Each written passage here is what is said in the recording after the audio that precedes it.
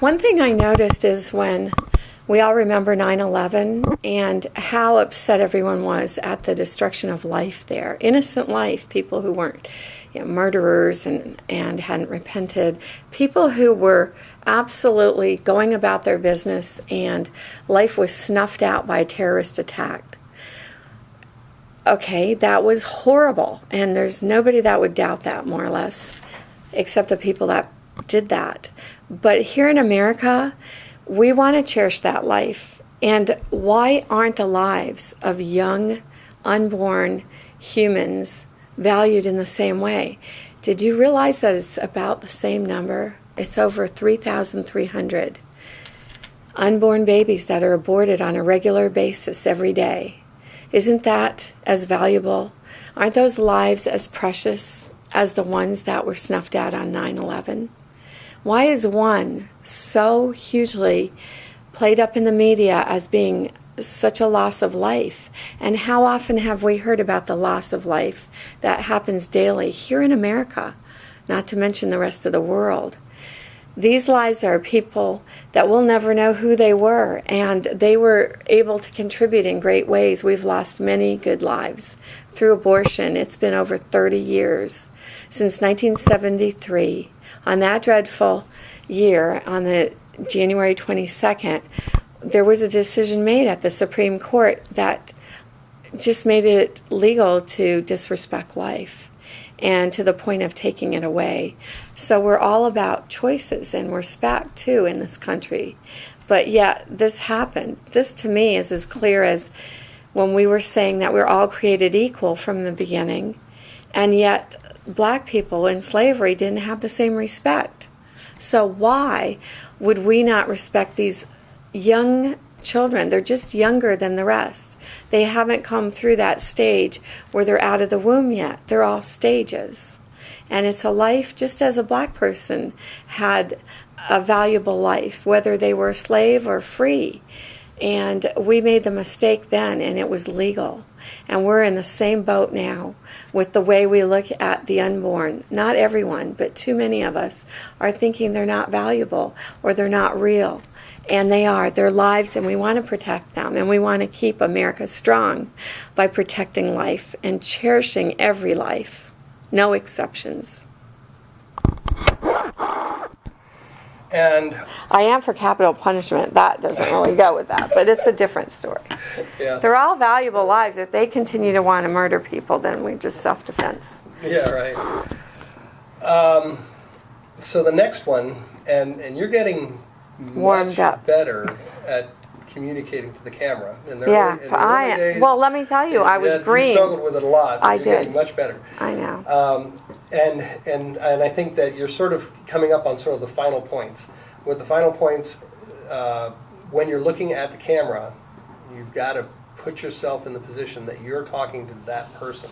Engage it. And don't look away. Because if you're talking to a person, you're not going to look away. Well, you're much more experienced with it. You're right. Right into that person's eyes. On the important points, this right especially. here, Okay. this is the person, and you're looking right at them. So ask them the question. So now you're talking to a pastor about Cherish Life Ministries, and you're saying why it's important to have a ministry in the church. Okay, right. Okay? So now, here's your pastor. Engage your pastor. Have you ever asked yourself how many people are in pain over past abortions? How many lives have been touched right here in your church?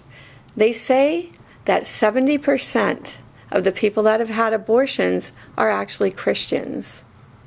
So we know that we have a large number of people hurting right in our church. How many of those can we reach out to and help them through the healing process? There are so many people right in our own backyard, so to speak, that we don't even need to go anywhere to reach these people.